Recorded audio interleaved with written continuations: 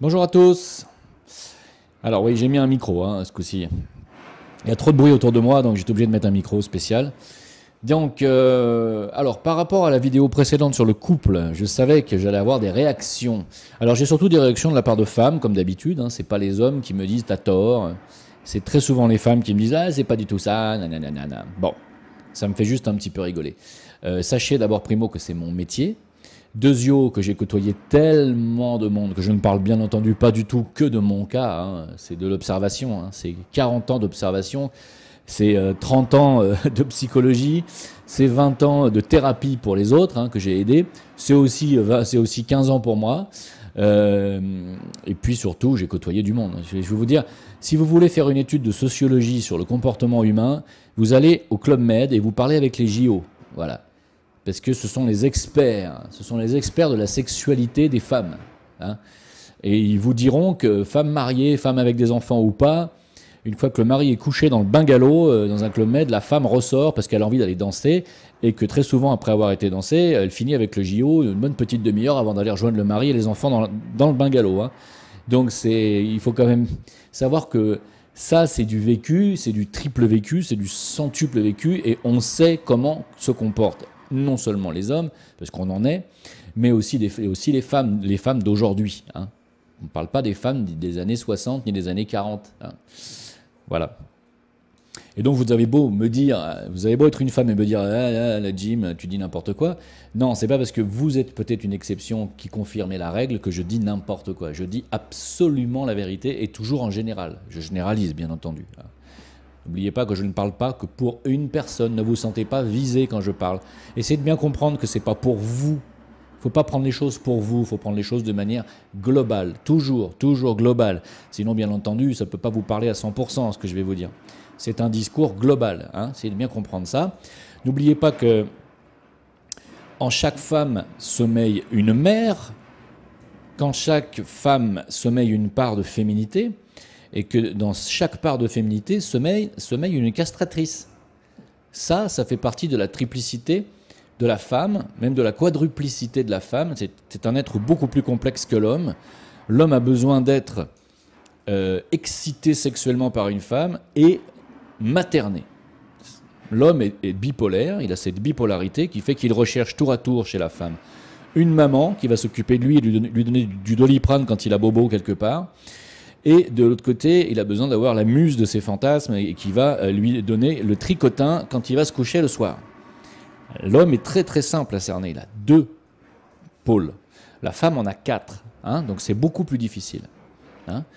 Une femme est à la fois une fille, c'est-à-dire une femme enfant, qu'elle reste quasiment tout le temps, avec ses caprices d'enfant. Elle est à la fois une mère en devenir, elle est à la fois une chasseuse mangeuse d'hommes en potentialité qu'elle va développer ou non, et elle est à la fois castratrice ensuite. C'est-à-dire une fois elle se sera laissée séduire par un homme et qu'elle se sera laissée finalement profanée par un homme et qu'elle aura accepté son organe sexuel à l'intérieur du sien, car c'est ça, c'est une vraie profanation, c'est un temple. Une fois qu'elle aura accepté ça, ensuite elle va, dans les années qui vont suivre, essayer de castrer l'homme. Alors vous pouvez dire tout ce que vous voulez. Tout ce que vous voulez. Tout ça, c'est du vu, revu et re-revu. Et jusqu'à la nuit des temps. Et plus les femmes, à cause ou grâce au féminisme, plus les femmes ont de liberté sexuelle et plus tous ces aspects que j'ai développés dans la vidéo d'avant se révèlent et s'observent. C'est très simple à observer. Il suffit simplement de regarder les choses avec simplement un petit peu de lucidité. Alors si vous êtes une femme et que vous ne vous reconnaissez pas dans ce tableau, c'est que soit vous êtes resté à la femme enfant, soit vous êtes resté à la femme femme, c'est-à-dire je travaille, je rentre chez moi, il y en a des comme ça, qui ont des carrières et ça leur suffit, soit vous êtes resté à la femme mère, je m'occupe des enfants du foyer, et je travaille éventuellement, soit vous êtes resté à la femme mangeuse d'hommes, c'est-à-dire la femme féminine qui n'a pas envie de se mettre en couple, et donc vous ne développez pas votre côté castrateur, ni le côté mère. Mais vous restez femme enfant. Voilà. Donc vous savez, moi c'est très simple, je vais vous dire franchement, je suis devenu un expert de la question. Alors, Que vous soyez d'accord ou non, c'est pas tellement important, c'est pas le sujet. Hein. Je veux dire, observez, et si vous ne me croyez pas, allez parler avec des experts, allez parler avec des professionnels de la psychologie féminine et vous verrez. Hein. Qu'est-ce que je veux dire? Aujourd'hui, je voulais vous parler d'autre chose. Je voulais vous parler, alors il y a beaucoup de gens qui me disent vivement que Dieu nous vienne en aide, il serait temps que Dieu fasse quelque chose, il serait temps que... non, c'est comme pour les gens qui me disent ma mère a la scie, j'ai attrapé ça, j'ai quelqu'un que je connais qui a un cancer, l'autre qui a une tumeur au cerveau, qu'est-ce que tu peux faire, Jim? Non mais moi je suis pas... Attendez. Voilà, moi je suis pas Dieu le Père. Hein. Et d'ailleurs, même Dieu le Père, il vous demande de faire un travail. C'est ça qu'il faut bien comprendre. Vous venez pas sur Terre uniquement pour chouiner. Vous venez pas uniquement pour regarder ce monde, qui est un monde, il faut le dire, ténébreux jusqu'à présent. Il n'y a pas beaucoup de lumière dans ce monde, c'est vrai, et c'est pour ça qu'on souffre tous. C'est pour ça que très certainement vous m'écoutez, hein, parce que ce que je dis trouve écho en vous aussi. C'est que il n'y a pas beaucoup de lumière dans ce monde, et la majeure partie des humains, la grande majorité, ne comprend pas que, en fait, ce qu'on appelle Dieu, hein, si vous voulez. Moi, je n'entends pas ce mot, hein, si vous voulez. Pour moi, Dieu, ça ne veut rien dire. Je ne sais pas ce que vous imaginez comme Dieu. C'est un vieux barbu qui a fait le monde et qui vous regarde d'en haut en disant « Oh, c'est pas bien ce que tu fais là ». Vous croyez vraiment que ça existe? D'accord. Non, moi, je ne le vois pas comme ça. Pour moi, c'est une grande intelligence qui a conçu le cosmos, les systèmes solaires, les galaxies, les planètes, les étoiles et les myriades de vies qui gravitent à leur surface et qui grouillent à la surface des planètes. Pour moi, c'est plutôt ça. Hein, c'est une intelligence et une conscience supérieure, infiniment supérieur à nous, et donc je ne vois pas comment cet être pourrait être pourrait s'occuper de vous en fait en réalité. Tout comme vous ne vous occupez pas de vos cellules, vous ne vous occupez pas de vos bactéries qui sont en vous, des centaines de milliards, et ne vous occupez pas de vos globules rouges, ni de vos globules blancs, ni de rien du tout. Vous occupez pas de vous occupez pas de votre temple intérieur. Vous n'êtes pas conscient que vous avez des centaines de milliards d'êtres vivants, d'organismes vivants à l'intérieur de vous, et vous ne vous en occupez pas. Celui qui a créé le système solaire, les planètes, les règnes végétaux, animaux, minéraux et humains, nous laisse vivre notre vie. Ce qu'ils attendent de nous, c'est parce qu'il faut bien comprendre une chose, c'est que nous, on attend Dieu ici. Mais Dieu, il a créé des mondes et il nous a mis dessus. Et vous croyez que c'est à lui après de faire le reste? Non. Non. C'est à nous de faire des choses. Si on accepte de venir s'incarner dans un monde aussi ténébreux, et si on accepte de vivre dans un monde de souffrance pareil, car s'il y a ténèbres, il y a souffrance, ça va avec. Hein. C'est le manque de lumière qui fait qu'on souffre. Hein. Bon. Il nous a mis là parce qu'il attend de nous, primo, un réveil, deuxio, un éveil ou des éveils, et tertio, que l'on finisse par faire descendre la lumière de la création, la lumière divine qui est en nous, car nous sommes des êtres de lumière. Pour ceux qui ne me croient pas, enfin, ou qui ne comprennent pas encore ce que ça veut dire, regardez mes vidéos précédentes sur cette même chaîne. Nous sommes des consciences, la conscience, nous sommes des consciences qui venons croître à travers les plans inférieurs.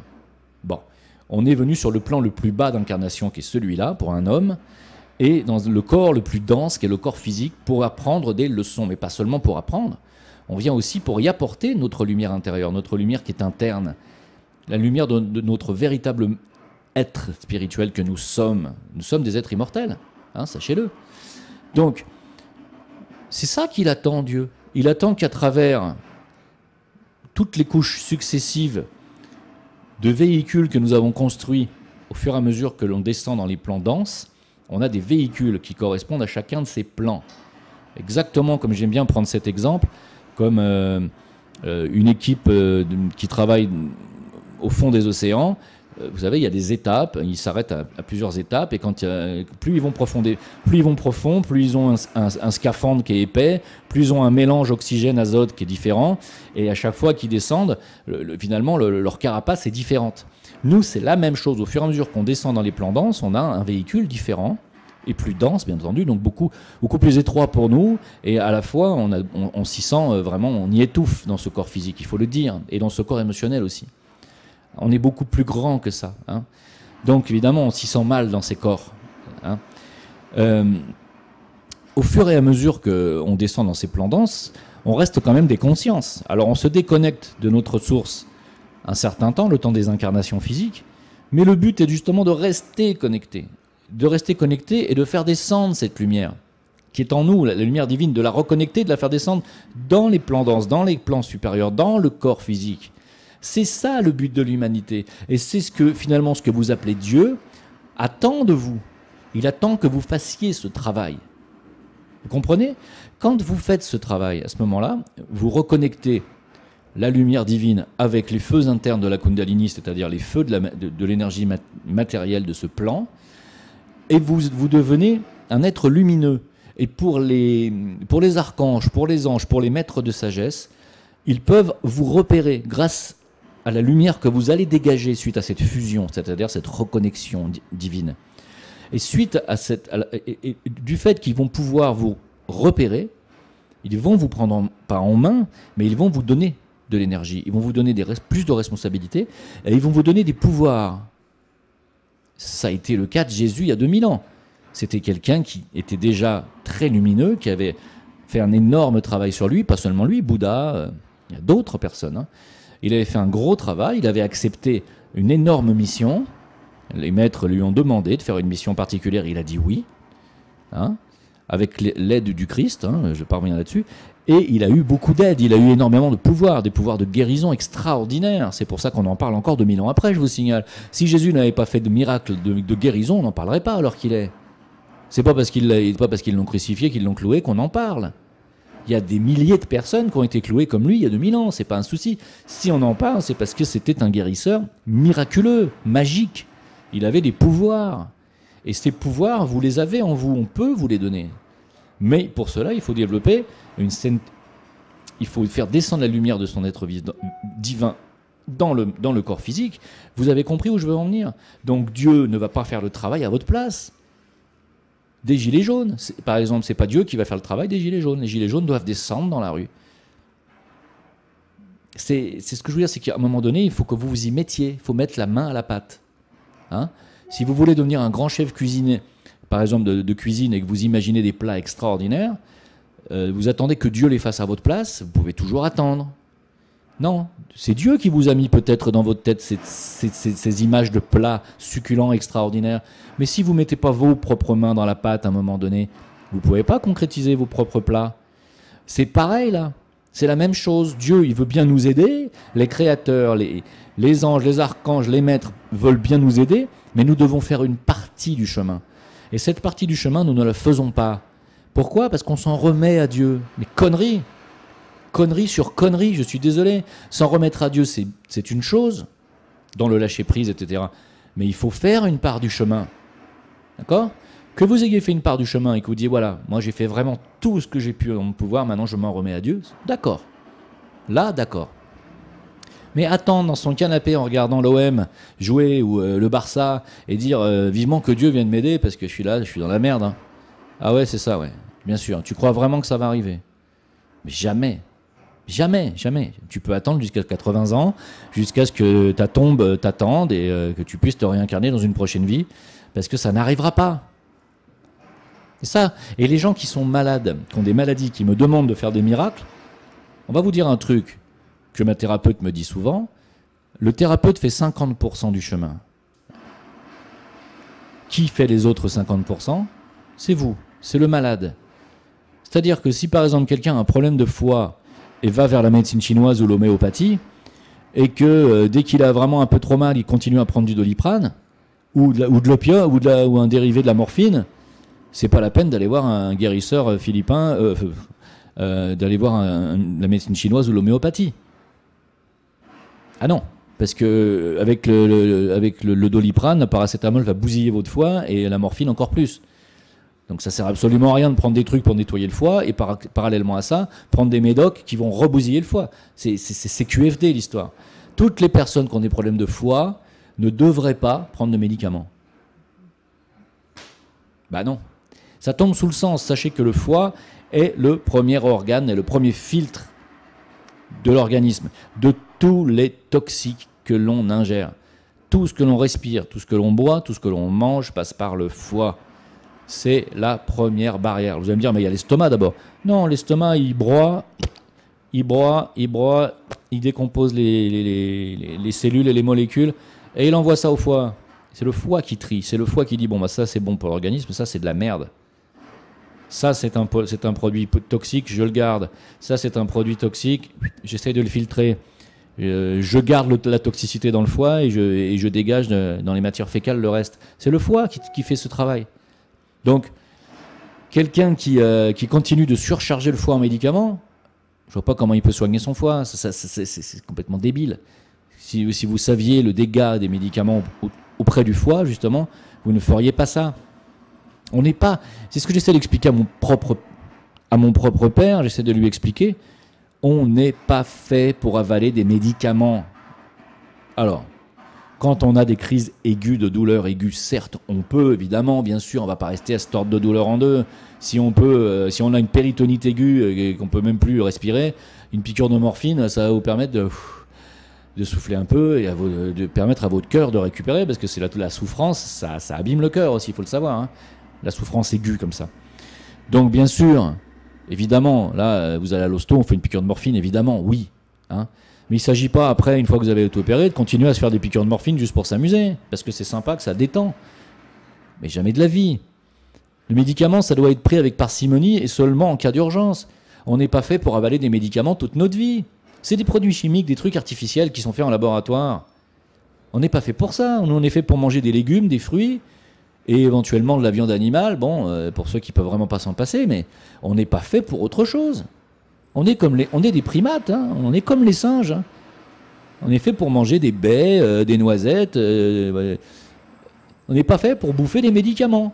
Donc on a tellement de toxicité aujourd'hui dans le monde que le foie, lui, fait office de filtre et bien sûr, il s'engorge. Hein. Donc prenez soin de votre foie.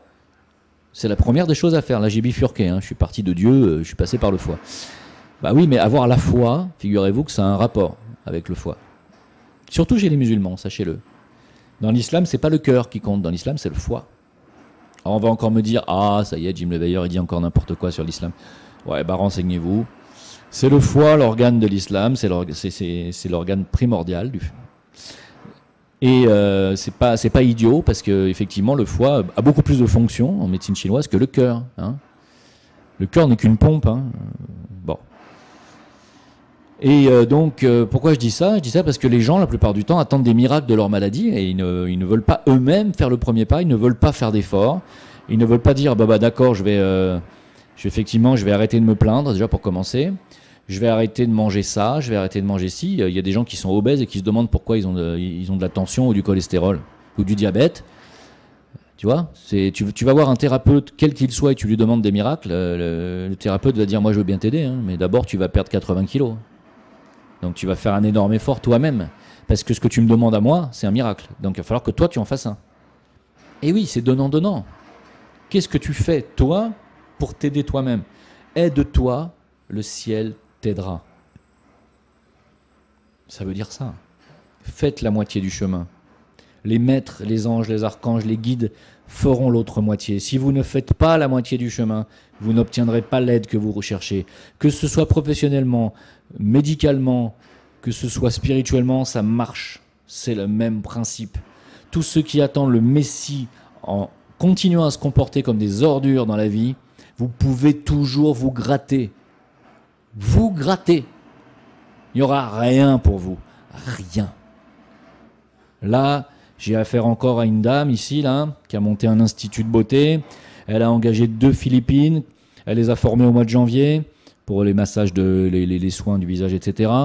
Elle les a payés en février parce qu'elle était contente de leur travail. Et au mois de mars, elle a décidé de les virer. Elle leur a pas payé le mois de mars. Voilà, des gens qui touchent 300 € par mois, qui sont déjà à la rue. Pourquoi? Pour faire des économies parce que c'est le ramadan au mois de demain ou après-demain. Hein, pour faire des économies de 3000 balles. Je dis 3000 balles, on est en dirhams, ça fait même pas 300 €. Et cette dame, elle va faire le ramadan.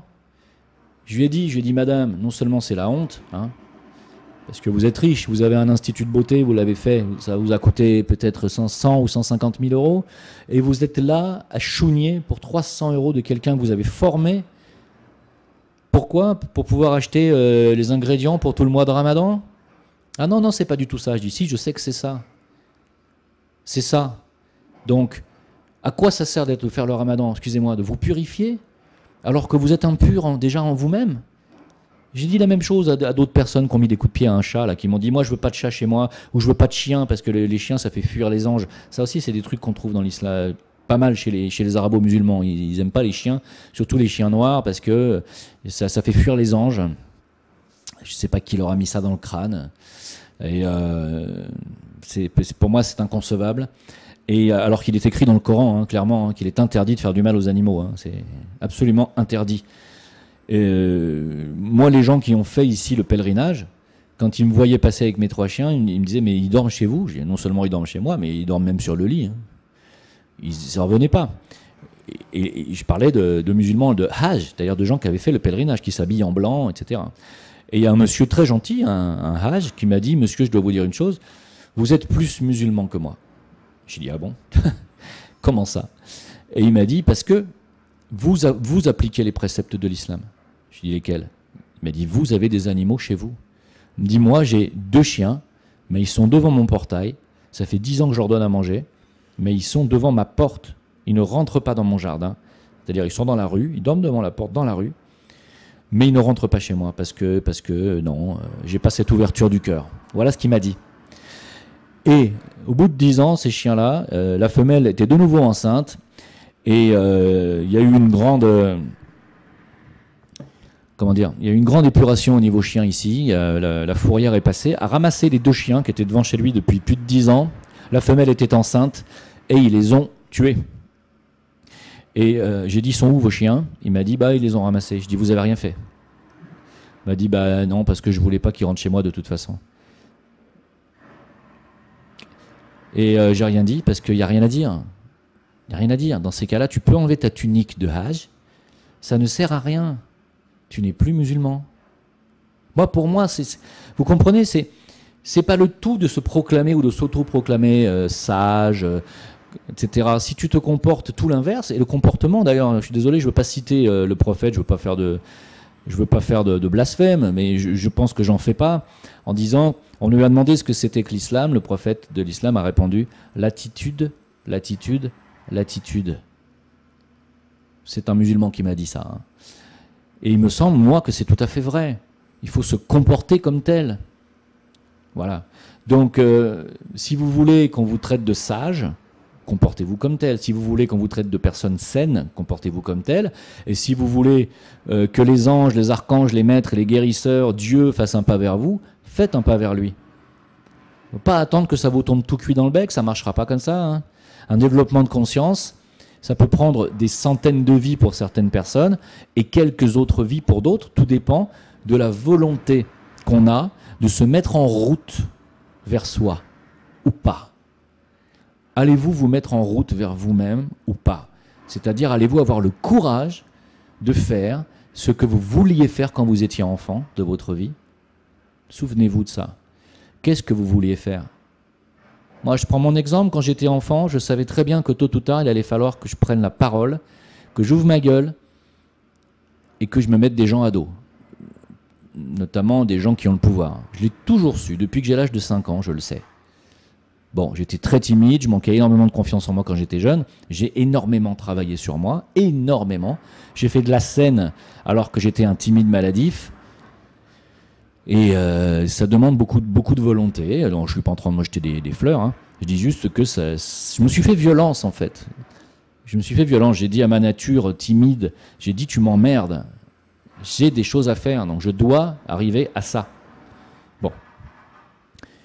Et en fait, c'est à vous de vous poser la question. Est-ce que vous faites ce que vous êtes venu faire? Sachez que vous avez peut-être, parmi les gens qui m'écoutent, je sais que ce n'est pas trop les jeunes.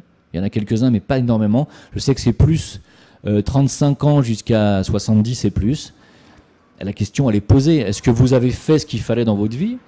Et ceux qui ont, comme moi, la cinquantaine, est-ce que vous avez commencé aussi? Parce que quand on arrive à 45, 50 ans, on est déjà en âge de mourir. J'ai perdu des tas d'amis, moi, qui ont eu fait des ruptures d'anévrisme à 50 ans, le jour de leur anniversaire d'ailleurs, j'en ai connu, le jour même. On n'est pas fait pour vivre éternellement ici, hein. on est de passage. Hein? Alors on est venu pour faire vraiment vite ce qu'on est venu faire. Alors je vous repose la question, posez-vous-la vous-même, est-ce que je fais ce qu'il faut? Est-ce que c'est normal que je travaille dans une banque alors que je voulais être par exemple décorateur ou peintre quand j'étais enfant, ou musicien, tiens par exemple?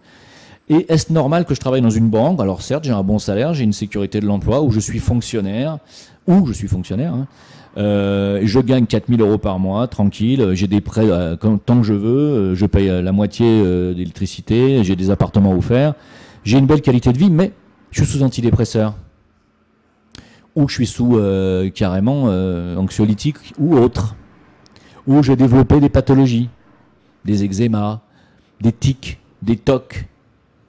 Posez-vous la question, est-ce que c'est normal de vivre une vie de merde, c'est-à-dire celle que je viens de décrire, d'ailleurs d'être sous médicaments pour supporter la médiocrité de sa propre vie, ou est-ce que c'est pas mieux finalement, même à n'importe quel moment de sa vie, de se dire « Ulala, attention, je vais mourir, je vais pas rester sur cette planète longtemps, il faut vite que je rattrape le temps que je viens de perdre à faire le con, à vouloir simplement gagner des sous là. Je vais arrêter mes médicaments et je vais faire ce que je suis venu faire. Et je vais être heureux, même si j'ai pas de quoi me payer tout ce que je veux me payer. Je vais changer de vie. Il y en a qui le font, il y en a plein. C'est courageux de le faire à 50 ou à 60 ans, c'est très courageux.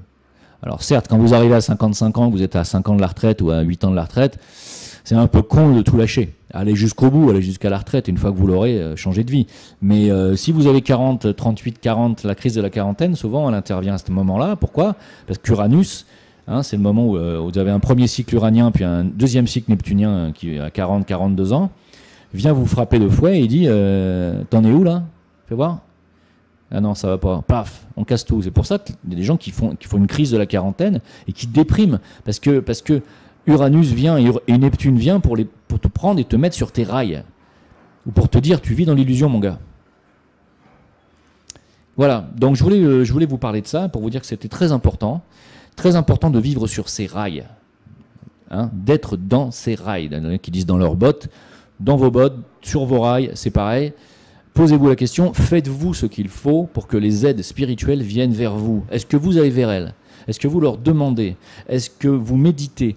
Est-ce que vous appliquez les préceptes de l'âme, c'est-à-dire de votre moi supérieur? Est-ce que vous vous comportez en tant qu'âme incarnée? Est-ce que vous vous dites à chaque fois que vous faites quelque chose, moi, en tant qu'âme, voilà comment j'agis, voilà comment je pense. Moi, en tant qu'âme incarnée dans un corps de chair. Moi, en tant qu'âme incarnée dans un corps de chair. Moi, être spirituel. Moi, présence divine. Moi, présence ayam. Moi, présence lumineuse incarnée dans un corps de chair. Moi, lumière incarnée dans un monde de ténèbres. Que dois-je faire face à cette situation? Que dois-je faire en tant qu'âme? Que dois-je faire en tant qu'être de lumière? Que dois-je faire, sachant que l'âme n'a à vous offrir que compassion, don de soi, générosité, empathie, etc., etc., qualité de cœur. Il n'y a que cette voie. Voilà. Merci de m'avoir écouté. On se retrouve demain soir pour le live, car aujourd'hui c'est samedi, et donc c'est journée gilet jaune. On va voir encore combien de dégâts il va y avoir. Et combien de temps vont supporter les gens à se faire massacrer sans réagir. Je vous remercie beaucoup. On se retrouve demain. Bye bye. Jim Leveilleur sur VK, Facebook, sur Discord. À plus tard. Au revoir. Merci pour les tipeurs.